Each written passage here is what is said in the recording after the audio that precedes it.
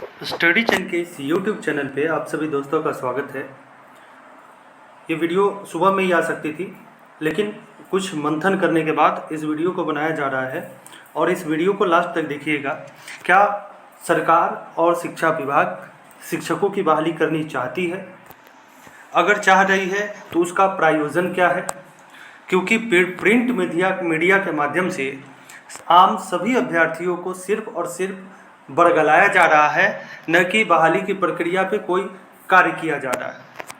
हम बात करेंगे आज जो पेपर में 4 कटिंग हम पेपर के दिखाएंगे और उस कटिंग पे बात करेंगे पेपर के कि क्या सरकार सच में बहाली करने के मूड में है या फिर सिर्फ और सिर्फ शिक्षक अभ्यर्थियों को परेशान करने के लिए कार्य कर रही है।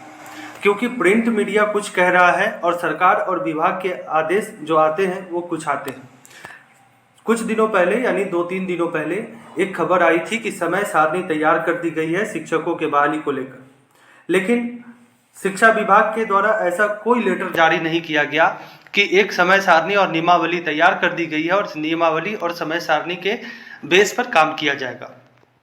अच्छी बात है कि अगर जो प्रिंट मीडिया के माध्यम से यानी पेपर के माध्यम से जो कार्य आए हैं, समय सारणी जो आई है, अगर उस पर अगर सरकार कार्य करती है तो बहुत ही अच्छी बात होगी। लेकिन जिस हिसाब से पेपर में रोज़ नए नए खबर आ रहे हैं, उस आधार पर हम कह सकते हैं कि सिर्फ और सिर्फ सरकार अभ्यर्थियों को परेशान करने का काम कर रही है, न कि बहाली प्रक्रिया पे कोई काम करना चाह रही है या फिर उसके लिए निर्धारित कोई आकलन तैयार किया जा रहा है और सरकार सिर्फ और सिर्फ अपने प्रचार के लिए ऐसी कार्य को कर रहे हैं। चलिए हम पेपर पे आते हैं।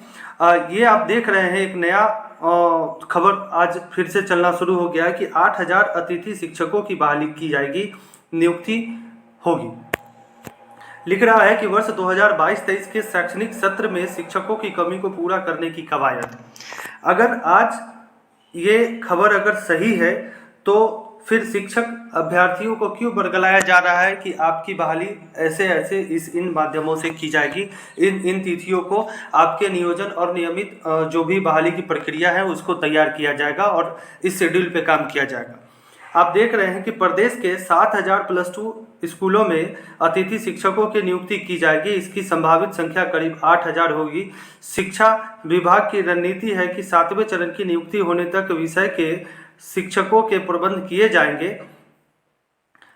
जिन विषयों के शिक्षक की नियुक्ति की जानी है उनमें गणित, आप देख सकते हैं सरकार कैसे व्यवस्थाओं को फंसाना चाह रही है। जिन शिक्षकों की नियुक्ति की जानी है उसमें गणित, भौतिकी, रसायन, जंतु विज्ञान, वनस्पति विज्ञान, कॉमर्स, अंग्रेजी व अन्य भाषा के शामिल हैं। आधिकारिक सूत्रों के मुताबिक बहुत ही जल्द अतिथि शिक्षकों की नियुक्ति की प्रक्रिया शुरू की जाएगी।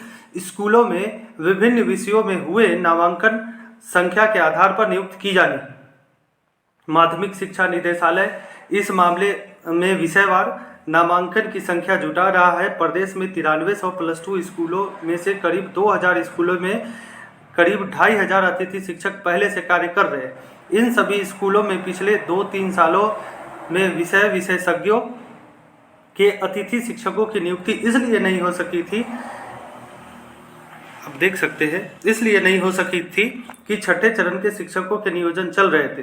गौरतलब है कि माध्यमिक और उच्च माध्यमिक स्कूलों में छठे चरण के निर्धारित शेड्यूलों के तहत केवल 2716 शिक्षक, केवल 8% ही नियुक्त हो सके हैं।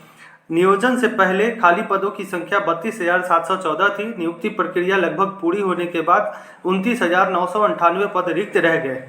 सर्वाधिक संख्या रिक्तियां हायर सेकेंडरी में रिक्त रह गई है। यहाँ केवल 3% ही सीटें खाली पदों पर भरे जा सके और माध्यमिक स्कूलों के रिक्त पदों में 13,225 पदों में केवल 2,048 और उच्च माध्यमिक में 19,389 रिक्त पदों में 668 यानी 3.44% ही पद पर बहाली हुई है। आप समझ सकते हैं कि सरकार अब क्या रुख अपनाने जा रही है। आप इस खबर अगर खबर सही है, क्योंकि प्रिंट मीडिया है, अगर ये खबर सही है तो आप समझ सकते हैं कि हम आम अभ्यर्थियों के लिए कितना बड़ा समस्या खड़ा करने जा रही है सरकार। और आपको और सभी अभ्यर्थियों से आग्रह है कि इस खबर की पुष्टि करें और इस खबर पे आपका क्या विचार है, इसको ज़रूर आप इस कमेंट बॉक्स में डालें ताकि इसके लिए फिर से आगे काम किया जाए। चलिए हम दूसरी खबर की बात करते हैं। और दूसरा खबर आया है, यहाँ पे दिखा जा रहा है कि STET के बाद बीएड करने वालों के नियुक्ति पत्र देने पर रोक, यानी छठे चरण में जो चल रहा है नियोजन इकाई में जो व्यवस्थाएं चल रही है, आज 28 तारीख है और आज ही नियुक्ति पत्र बंटनी थी, जिसपे हाई कोर्ट ने अगले आदेश तक जो है वो रोक लगा दिया गया है। क्योंकि जो छठे चरण में जो STET बाद में के बाद जो बीएड लोग किए हैं, उनके आधार पे छठे चरण पे नियुक्ति और नियोजन पत्र जो आज बंटना था उस पर रोक लगा दिया गया। यहाँ पे कह रहा है कि रोक लगा दिया गया है अगले आदेश तक। और एक खबर है, यहाँ पे आप देख सकते हैं, पटना छोड़ कर सभी अन्य जिलों में आज निर्गत होंगे नियुक्ति पत्र। अब यहाँ पे ये भी हिंदुस्तान पेपर का है और छठे चरण के तहत जो आज नियुक्ति पत्र जो बटी जानी है वो 28 सितंबर अपराह्न 5 बजे तक नियुक्ति पत्र जो है वो बांटा जाएगा। तो आप देख सकते हैं कि एक पेपर कुछ लिखता है, दूसरा पेपर कुछ लिखता है और तीसरा पेपर कुछ लिखता है।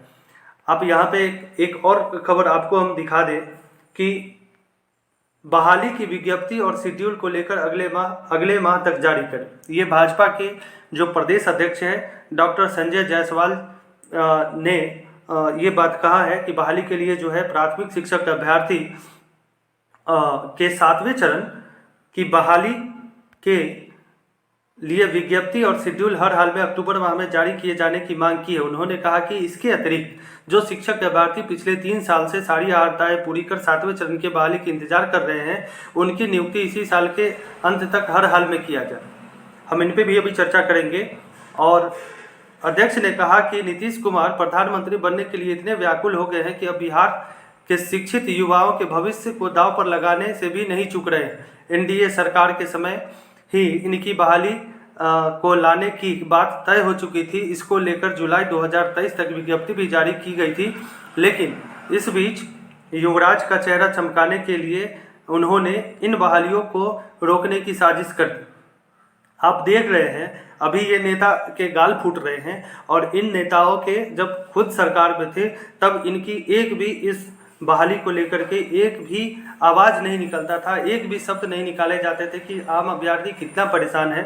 और ये चाह रहे हैं, उस समय अगर चाहते और सरकार में जब थे तो उस समय चाहते तो सारी प्रक्रिया हो सकती थी, लेकिन सरकार से हटने के बाद तब इनको आम अभ्यर्थियों की याद आ रही है और इनको लग रहा है कि 7वें चरण की शिक्षक बहाली हो जानी चाहिए थी। अगर ये उस समय कर दिए होते तो आज शिक्षक अभ्यर्थियों के औंधे मुँह नहीं गिरना होता।